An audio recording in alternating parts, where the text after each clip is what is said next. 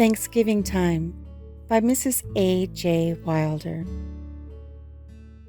As Thanksgiving Day draws near again, I am reminded of an occurrence of my childhood.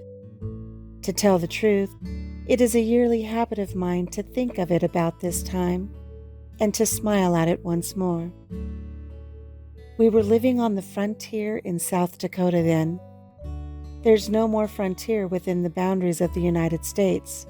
More's the pity, but then we were ahead of the railroad in a new, unsettled country. Our nearest and only neighbor was 12 miles away, and the store was 40 miles distant. Father had laid in a supply of provisions for the winter, and among them were salt meats.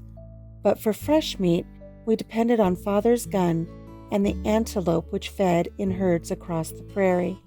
So we were quite excited one day near Thanksgiving when Father hurried into the house for his gun, and then away again to try for a shot at a belated flock of wild geese hurrying south. We would have roast goose for Thanksgiving dinner. Roast goose and dressing seasoned with sage, said Sister Mary. No, not sage. I don't like sage, and we won't have it in the dressing, I exclaimed. Then we quarreled, Sister Mary and I, she insisting that there should be sage in the dressing, and I declaring that there should not be sage in the dressing, until Father returned, without the goose. I remember saying in a meek voice to Sister Mary, I wish I had let you have the sage. And to this day, when I think of it, I feel again just as I felt then, and realize how thankful I would have been for roast goose and dressing with sage seasoning. With or without any seasoning, I could have even gotten along without the dressing. Just plain goose, roasted, would have been plenty good enough. This little happening has helped me to be properly thankful, even though at times the season of my blessings has not been just such as I would have chosen. I suppose I should be thankful for what we have, but I can't feel very thankful when I have to pay $2.60 for a little flour and the price still going up, writes a friend, and in the same letter she says, we are in our usual health.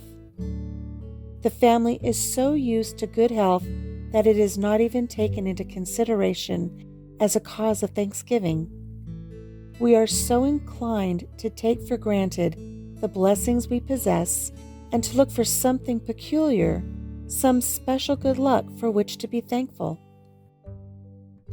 I read a Thanksgiving story the other day in which a woman sent her little boy out to walk around the block and look for something for which to be thankful. One would think that the fact of his being able to walk around the block and that he had a mother to send him would have been sufficient cause for thankfulness. We are nearly all afflicted with mental farsightedness and so easily overlook the thing which is obvious and near. There are our hands and feet. Who ever thinks of giving thanks for them until indeed they or the use of them are lost?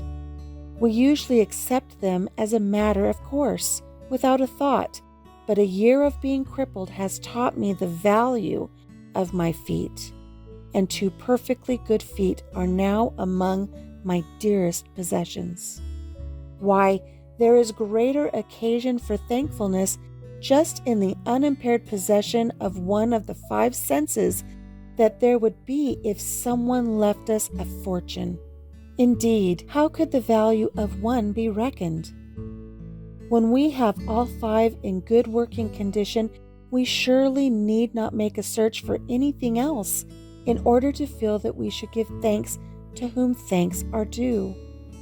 I once remarked upon how happy and cheerful a new acquaintance seemed always to be, and the young man to whom I spoke replied, "Oh, he's just glad that he is alive."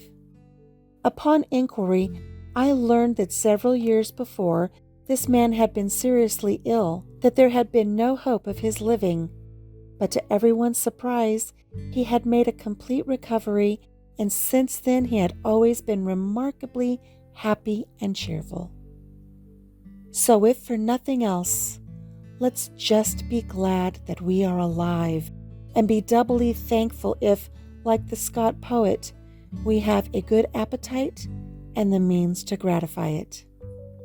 Some ha' meat that cannot eat, and some want meat that lack it. But I ha' meat and I can eat, and say the Lord be thanked.